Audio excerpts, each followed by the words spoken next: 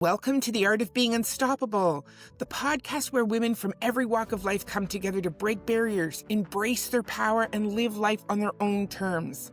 I'm your host, Vicki McDougall, and each week we explore inspiring stories, actionable strategies, and empowering conversations to help you step into your confidence, amplify your voice, and create a life without limits.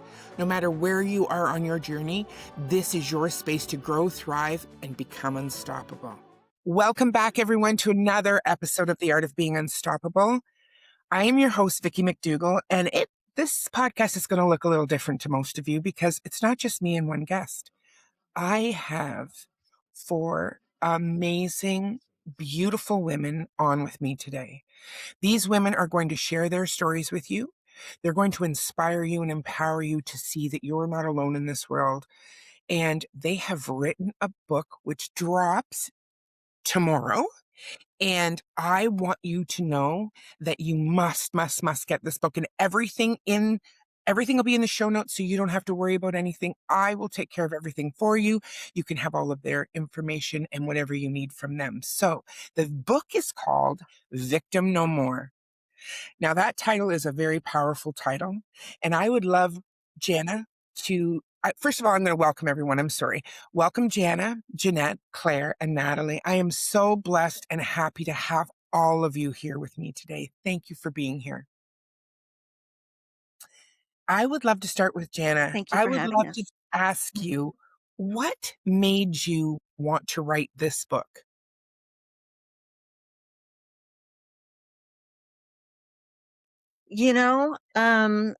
I can't explain it other than it was like an inner knowing, and right in the middle of the time that my ex-husband was leaving me, I literally said it. I'm like, I'm going to write a book about this one day. And I said it very casually and let it go.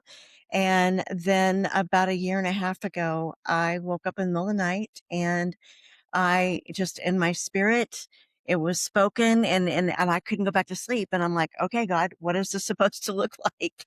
And he's like, it's time, the book. And so, I sat on it, out of fear for a week or two. And then I was like, no, we're doing this. And, um, all the other women, in the book have gone through the same, narcissistic abuse journey. And, I just decided how powerful that it would be if we could all share our story, and how the trauma program that we've all gone through transformed our lives. And I'm a trauma recovery coach, and I'm super passionate about helping other people heal. So that's why we're here. And that's the purpose of the book, is to help others. I love that. And it's a powerful thing because sometimes when we've lived it, it's one thing, but when we write it down, we relive it, correct? So when you're reliving that by writing it down again, you're going through that all Yeah. over again. It's not new. It's reliving, and it's a different feeling, and it's a different, everything feels different and looks different, and you're going back to that pain. So what was that like for you, Natalie, when you decided to write this book with Jana? What was that like for you to go through that process? I tell you what, it was a little unexpected, and it was absolutely beautiful because it just showed how much that I've healed and God has healed in me. Because as I wrote it, it does definitely take you back. It kind of puts you right back in that scenario. But more than anything, I looked back at that version of myself and I thought, oh, honey, if you could just see who you are, you just couldn't see it. And just to know that I really did do the best I could with what I knew and where I was. Um and it really, I think it was that final, the final thing that I needed to do to truly release all the shame and step into my God-given identity. Because, we are not broken. And there's so much said that, like your picker's wrong, which implies as though it's intentional, that we get in those kinds of relationships when that's not the case at all. And it brings a lot of shame. And so writing the book made me realize wow, like the potential for that kind of healing is possible for every single woman, and I just want to make sure that they know that it is not a flaw in them, and there's that shame can be removed, and they can stand powerful. So beautifully said, and so, so true. And when you guys came together to do this, I think that that step in itself shows what you can give to others. And that is a beautiful thing. So, Jeanette, when you decided to do this, how did that impact your life and what you had gone through?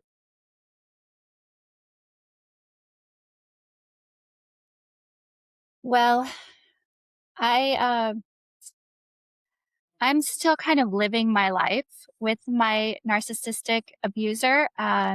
He is the father of my children, and so I have to deal with him on a regular basis.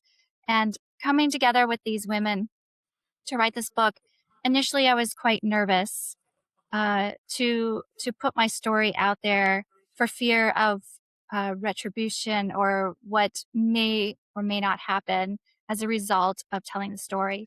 But then I also realized that the more I tell my story and the more that I speak up and use my voice, the more I can help other women. I think one of the things that I have come to realize over the last several years is that through this abuse and through what I've been going through with a very drawn out divorce as well as a really horrific custody battle, was I lost my voice.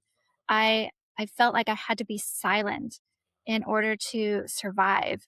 And I just lost every ability to be able to stand up for myself and to set healthy boundaries. And um, writing this book, it really empowered me to find my voice again and to be able to speak my truth, and not only just for myself but for my healing and for my children, so that I can be the mom that they want me or need me to be. I can be a healed mom. I can be the mom who can laugh, and I don't have to be stuck in survival mode for them. I can have that peaceful, loving home where they can come to and know that it's a safe place and that it's going to be loving and protected.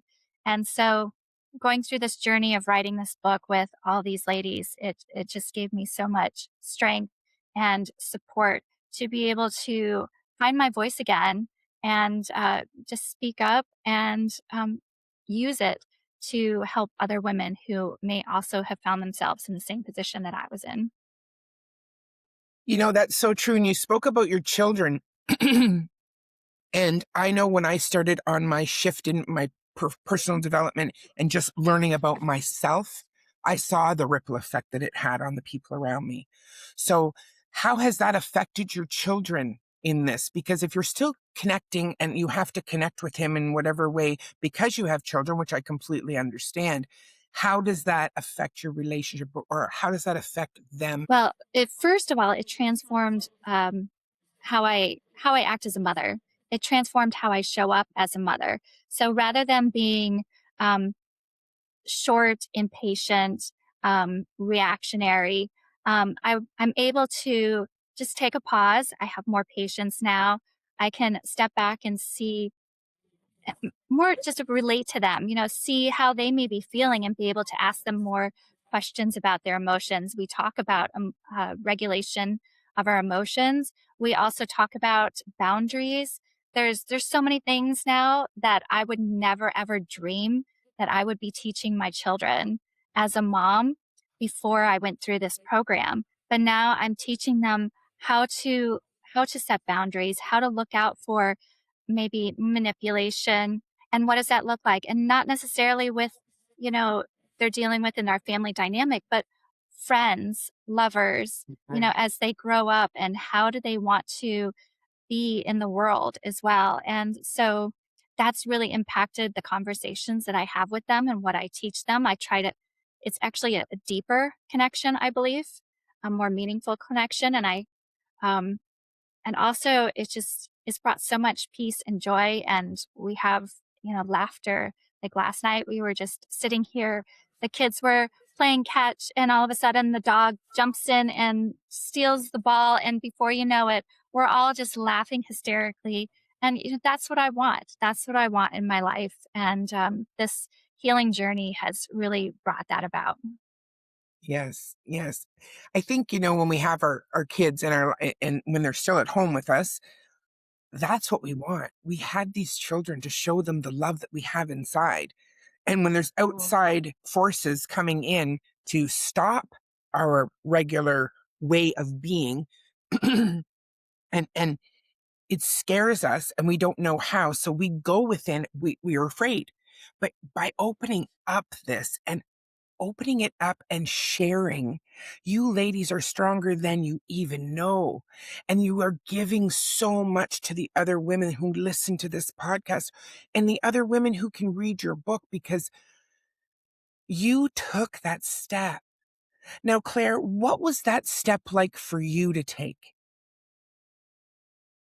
Well, so it's kind of interesting how all this came together, because I was just, when Janet was telling me about, when God woke her up to this idea of writing a book, I was replaying a very specific moment in my mind, which was the day I actually left my abusive ex. And in probably a 3-hour time frame that I was walking all my belongings to my car, one box at a time, while he was following behind me, bullying me, saying all these vile, horrible things to me. In my brain, I remember thinking, God, if you get me out of this, I promise you I will help other women that are in these same situations any way I can. I wanted to share my story. So sorry for my shaky voice, but I'm so grateful that I Please don't finally had the apologize, nerve Claire. and the courage to Don't do that. ever Yes, apologize for what you're doing. yes. Well, so when Jana asked me, it was just an instant yes, like that the Holy Spirit was like, yes, you're doing this. You're going to share your story. So, And I've been so grateful just to be a part of this process, and just to watch everybody just go, through all the triggers that we had to go through to write our story and process all the crazy things that we've lived through. But we lived through it and we came through it, and we are going to use our voice to help other people know that there's help out there and there's healing out there. yes, there is. And you ladies have started that ball rolling. So tell me if anybody, and you can jump in, please do. I would love to hear what the point was that you chose no more. This is it. I'm not doing this anymore. I am perfect, whole, and complete, and I need to move away from this narcissist, this hell that I'm living in. What point was it for you that happened? Claire, maybe you could share that first. Well, so, I was in a marriage for 25 years, and I always I've started to say that for 20 years I was trying to figure out what was wrong with him. But the last 5 years of my marriage, I was trying to figure out what was wrong with me, to why I felt like this was all I deserved. And so I'd gone through I'd gone through Celebrate Recovery with a friend of mine. I'd gone through another very intense emotional boot camp, but I was going back into that same environment that was just destroying me. And I couldn't figure out why. I was going through all this trouble to fix what was broken in me, but still continuing to stay in that same environment, and it doesn't work. So I was listening to a book. It was on Audible, and it was by a Christian therapist that was describing what narcissistic abuse sounded like. And whenever I listened to that book and he was describing my life, And I was just bawling, and I made myself listen to that about 5 or 6 times and look myself in the mirror and say, I'm being abused. And I finally said, I'm not okay with that. I can't call myself a woman of God and be in an abusive situation. That was the moment where I said, I have to do something, and God does not want this for me. Oh, wow. And I think it's really important to note here that when the brainwashing is happening, when you're in it, you're living it day to day, the the deceit and the second guessing that it does, and that's why narcissistic abuse is so easily confused or dismissed. The brainwashing that happens is so intense, you do not realize it's happening until, for most people, until you're out of it, you really see like, wow. I mean, you're just mind blown when you realize you walk away from it and you're really out of it and you start to heal. Then you can truly see what happened. I don't know if anyone Mhm. else wants to share on that, but If I can, just to give an understanding, a little bit of science behind it as well. So, the narcissistic relationship usually starts with a lot of the love bombing, right? So it is, oh, you're incredible. I love you so much. Like, and just so much outpouring of love. And for a lot of us who tend to find ourselves in that relationship, we probably had an inability at some point to either receive love, or that's a void that needed to be filled. So when that comes, it is almost too good to be true. And so that's how they kind of get us on that hook, and and then we have that dependency. And so as they do that, they start to intermix it between the love bombing, which also, for a lot of personalities in these relationships, we have a heart for the people and we want to help people. The flip side of that on the spectrum of unhealthy is being a rescuer or being codependent. And so you sacrifice yourself for others. And so therefore you feel, totally loved like a princess. And then, the intermixings of I need you makes that validation happen.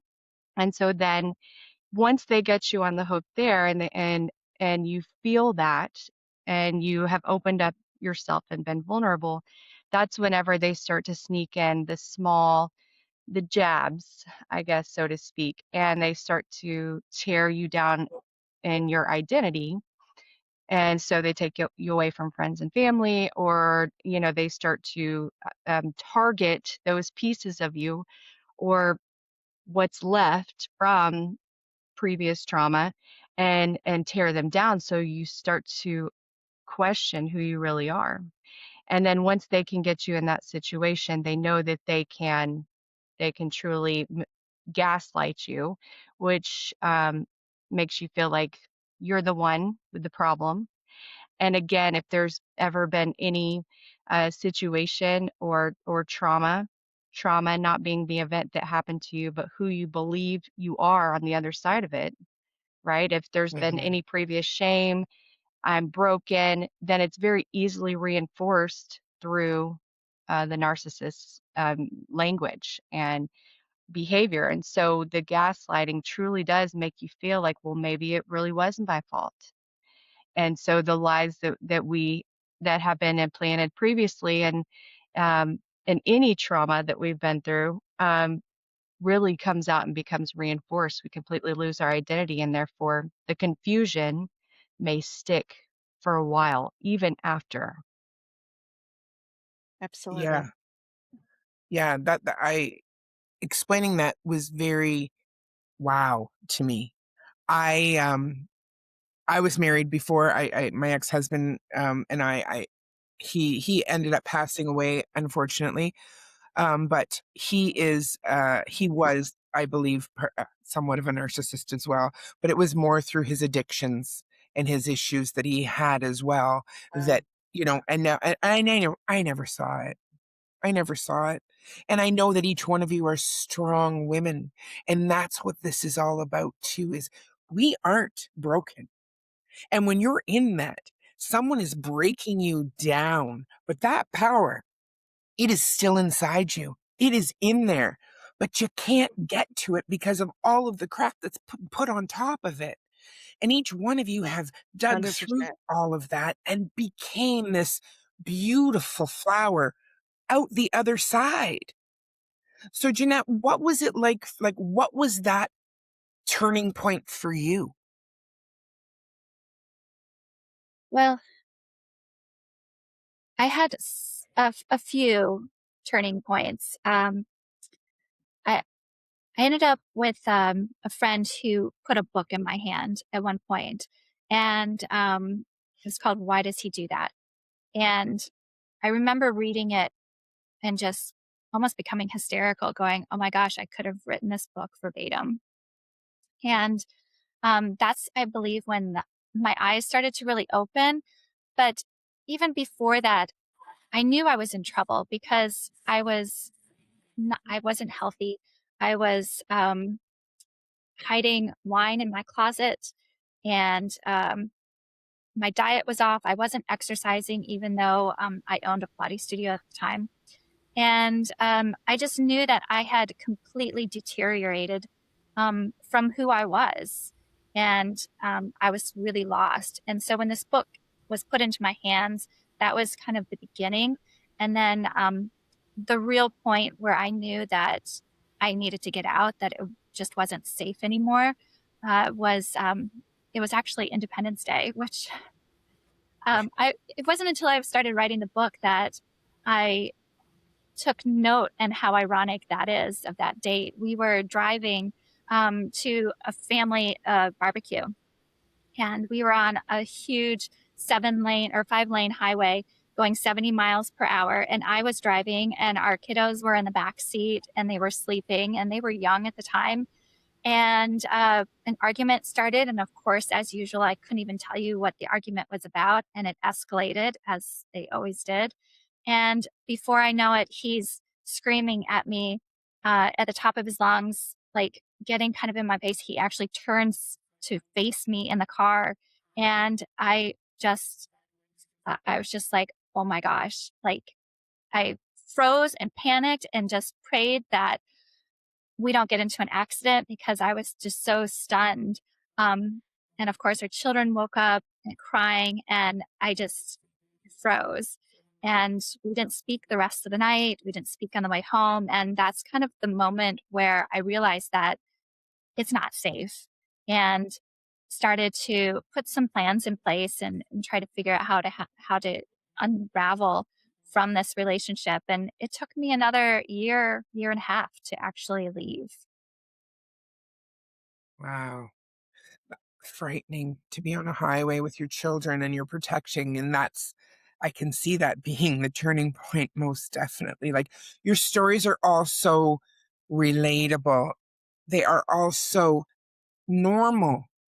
And that's what's scary, is that this happens so much to so many women and men, I'm sure. I'm not saying it's just women, but, you know, this is about the women for me. And, I love the men, but this is about the women. And your stories are just like, like, it's just crazy to me to hear you ladies talk and to see you all sitting here as beautiful and as whole and as powerful as you are right now. That's what I want the women listening to this to see. You can do this. You can, despite where you are. Narcissistic abuse. No, go ahead. I Yes. was just going to say, with narcissistic abuse, most of us walk away with some complex post-traumatic stress disorder, and that can take a while. But through this program and the tools, um, we've proven that the brain can be rewired very safely. There's a lot of people out there that walk away from this and they think, no, not me. There's not hope for me. I'm too messed up. Wow. I will never trust anybody or anything or myself again. I want to tell you that there is hope. And absolutely, the program that Natalie, Jeanette, and I run, absolutely, will help you heal from the trauma of this. It's not easy. It takes some work, but it is so possible. And if you can get to the other side and have your voice and your power back, I mean, we're living proof. And I just want to share with everybody that you can too. Absolutely. It's amazing. Absolutely. Yeah. Yes. So tell Mhm. me a little bit about where you are today. And I know the three of you all do the same technique, like you took the same program and now you are coaches helping other women do the same thing. Claire, where are you today? What does your life look like today? So I live alone, something I never thought I would do. My daughter is almost 35. Um, so much of the reasoning of why I wanted to do this program was I wanted to show her that life doesn't have to be that way. I started watching her getting in some unhealthy relationships, and so the generational trauma was continuing. So it was so important for me to show her that she can be strong. She doesn't have to be in a toxic relationship. Um, I have an 8 to 5 job. I have a health and wellness business that I I'm working on, and these tools are helping me to get over a lot of the fear that I've had of just putting myself out there. And I have so much hope for my future. I mean, I feel like my life has just begun. Every day I just wake up so grateful to just be alive and have another chance of not living in that environment and just feeling joy again. You know, this program helped me process through so much shame and guilt to where there's room in my life to feel joy. And that's just the most amazing thing to me, that I can actually have a future to look forward to with healthy relationships. Mhm. And speaking of your daughter, and that is, I think, a driving point for many of us as our children, to show them that this doesn't have to be the way it is. This doesn't have to be. Natalie, where are you now after this? Where do you find yourself now, and how do you live your daily life? My story is a little different than the others. And I did want to make note. Um, I feel like it's important for the audience to know. So after when the relationship ends, actually, for me, he was the one that kind of ended it, which is not often the case. And so I, the external changed, but for me, that toxic relationship internally, it continued, and it just sent me into a spiral. And about half a year later, I tried to commit suicide, and then um, tried to come out of it again and moved across the country to essentially get away from the pain. But where you go, there you are. And so it was years. I still felt like I was suffering from the effects of that. And so, you know, thank you, Jesus. I had my son, and then I found the program, and so that shame that defined me I was finally able to walk out of and release. And in that is that power which is inside each and every one of us. And so yes, very much driven for my son. What's funny is up until this year, and this is why healing is one of those things that we're layers and we are constantly healing, and we're exactly where we need to be, and it's perfectly fine how we are. And so this past year I actually got married. Never thought I was going to get married. And I got two beautiful, well, really, I got four stepchildren in the process, including daughters. And this past year was the first year I truly was able to receive love, allowing myself to be vulnerable enough and trust him enough um, to do that. And if you would have told me this 5 years ago, I would have just laughed. I would have been like, there's no way. After that relationship, if someone told me I was going to get married, I would have just told them, you're crazy. Um, and so I wake up every day full of this joy that never thought possible. I'm happy. I have this big family I've always wanted, and I pinch myself because I get to meet women every single day that I can tell them, like, you are not broken. God made you exactly who you are, and there's just pain that needs to be worked through and resolved. But that powerful you is in there, and what you truly desire is available for you. And so, as a married woman, it's still weird for me to say, I am I am just so grateful. I'm so, so grateful that everything happened in my life the way that it did, even though it was extremely painful. Um, and all of it is available for every single listener out there. And I just want them to understand that, like, no matter where you are or what you think, that is never possible for you, because I met my soulmate and I couldn't be happier. You know, I heard you say that. So how long were you together, and how long has it been since you've been on this healing journey? So were you with your partner for a long time before, like what, before he left? So, the abusive relationship went on for about almost 2 years.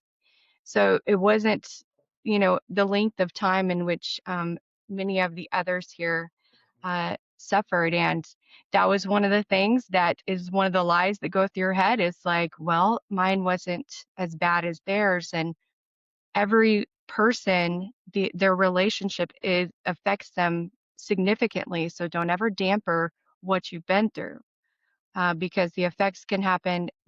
The timing doesn't necessarily matter.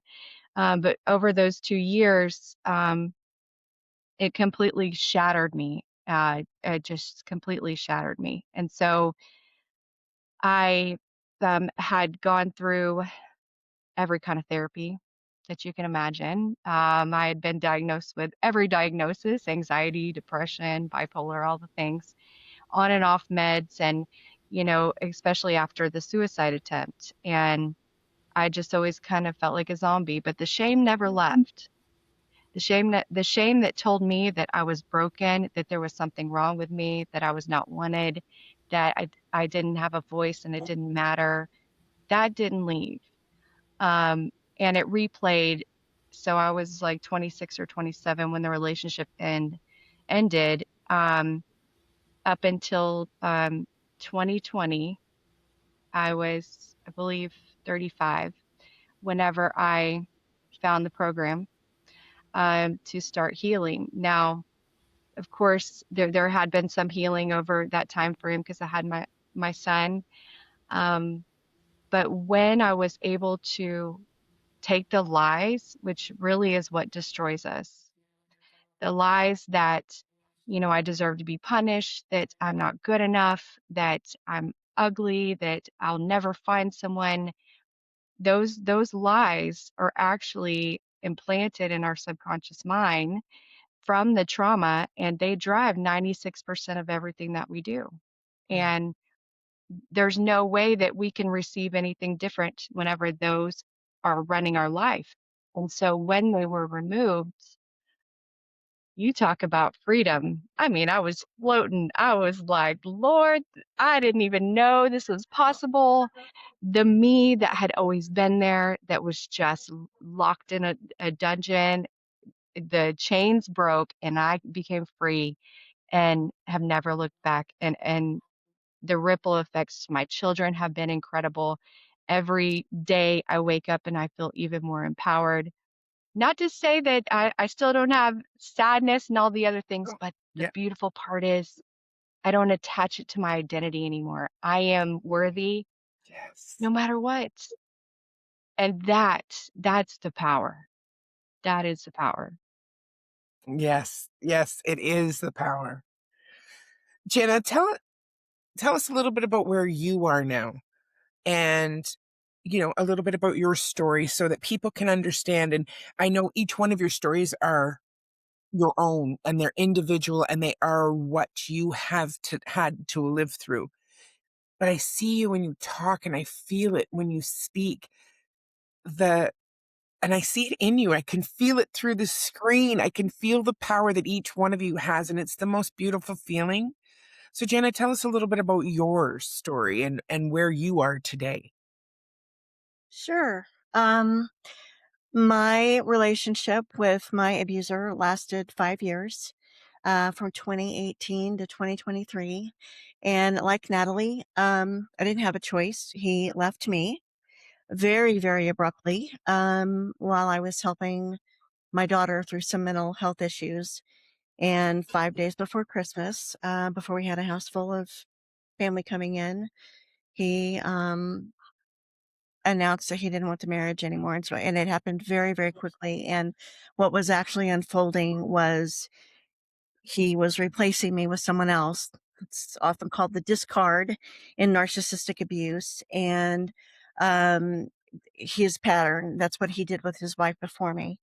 And when that happened, I wanted to die. I thought even though was questioning some things in my life, that a lot of red flags going on, I'm like, this is my third marriage. I'm not getting divorced again. I'm going to ride this through. But there was a lot of second guessing going on in my head, a lot. And I was also a trauma coach already at the time. Unlike these girls, I was already a trauma coach, already married to him. And so that duality of Mm. trying to help others through their trauma while he just left me was horrendous. Um, I wanted to die, and I did not know how I was going to go on and help others through their trauma when I felt like I was such a wreck myself. And by the grace of God, I overcame that.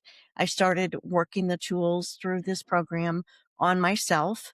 And if I needed a day where I needed to just focus on my own healing, I would take that day off for me. And I really did the self care so that I could heal and get strong again mentally and kind of peel away the layers of the damage of what he did. Um, so that I could heal for myself, for my children, and for my clients. And um, brutal. I would not ever, ever want to go through that again. And yet, what it has given me and empowered me to be able to help my clients now today, Mhm. I mean, it's if there's one thing you can, read a textbook and become a therapist, Mhm. but when you live it and you go Mhm. through it and to be able to be like, oh yeah, I've been there, I've been there, I've been there. No, I've been there.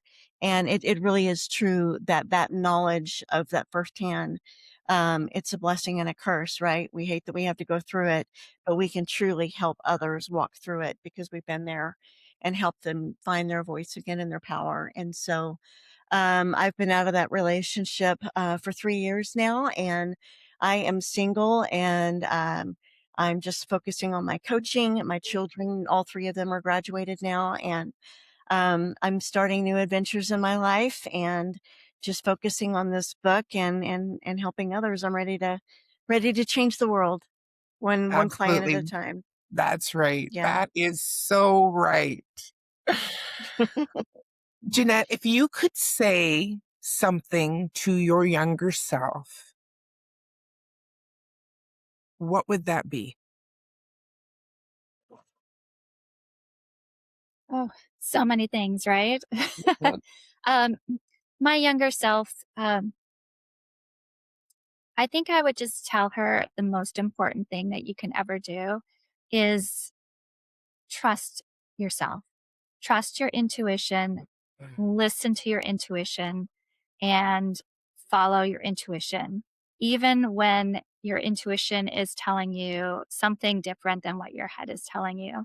Because looking back, if I had followed my intuition and my gut, for a lack of better word, um, I probably wouldn't have gotten married. Now, that's not to say, so I don't want to do this whole coulda, woulda, shoulda, because then I wouldn't have these two beautiful children. Absolutely. But to be honest, if I had really trusted what my body was telling me, um, I wouldn't have gotten married for sure. And that's one of the things that I try to really relay to my children is your body already knows what is right and what is wrong. And if you were to stop and listen to it and trust that, it will tell you everything that you need to know. Um, I've I've been a movement specialist my entire life. I was a dancer as a kid. I went to New York City to be a musical theater performer straight out of high school. Um, Dance and movement has been just my life. After I quit theater, I went into teaching Pilates. So it was really hard for me to come to the realization that I had completely lost myself and I had stopped listening to my body. And that was something that I had always done as a kid and then through teen years and then early 20s. But I had completely stopped listening to my body. And it was telling me things. It was telling me, it was trying to tell me some very serious things. And I was just ignoring it. And then I was started to drown basically and not knowing who I was through the abuse. And now, coming on the other side of that, I listen to my body now constantly. I'm trying to constantly listen to my body. And that's one of the things that I want to impart to my clients as well. And the women that I work with and the moms that I work with is to really start to be quiet and listen to what your body is telling you. And I also have started incorporating movement into the healing process because for me, that was one of the things that I felt was a little missing when I went through the original program. And I actually went through it with Jana. She was my mentor through the program. And I just kept feeling, I'm like, there's something missing. I need to move this negative energy out of my body somehow. Totally. And so I've started incorporating that as well because that's what I need. So I try to keep that going with my clients and show them movement too, because the body does have a memory and it does remember everything and it holds on to that trauma. So you have to move the trauma out through the body as well as rewiring the brain. That's so true. I'm glad you brought that up too, because I think people need to know that. I think we all need to hear that, we can't just sit and work on this and this. We have to let it flow. We have to let that flow. We get to. We don't have to. We get to. Claire, what would you say to your younger self? I was just thinking that about that when you were asking Jeanette, and I think I would just say, you are enough and you are worthy of love and giving and receiving love just exactly as you are, and stop trying to earn it by people pleasing. Because I did a whole lot of that growing up and into adulthood that I wish I would have recognized that's what I was doing. So just don't dim your light, and you're worthy of love. Love that. Beautiful. Natalie, what would you say to your younger self? Oh, this is the very thing that I find so much joy in the ability to share with other women because maybe if I heard this, maybe I would have just got curious about it. Um, but my default was always that there was something wrong with me. It was my fault. I should have done better. Um, and so if I could say anything to that younger version of myself, I would let her know that God's grace and mercy are sufficient and that she's not broken. There's nothing wrong with you. You're exactly where you are, and you have a purpose and a calling on your life. And things may be hard right now, but I promise you this, it's going to be used and it's going to be your gold and you're going to step out of this. So, you know, instead of allowing the victim mentality to say, there's nothing I can do about this, and I'm just going to, this is just the way life is, or this is just how I am, I'm broken. Don't give in to the lie. Don't give in to that lie because that's exactly what it is. You are who you are, more powerful than you even know. And it may be a journey, but it's going to be messy and beautiful. And what's on the other end is going to blow your mind even far beyond your imagination. Yes. Jana, same question goes to you as well.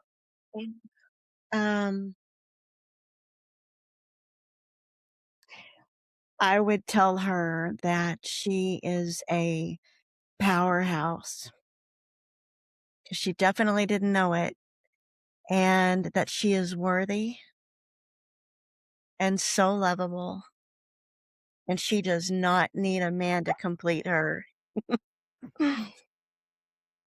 You know what, ladies, you got me crying. I told you that would happen.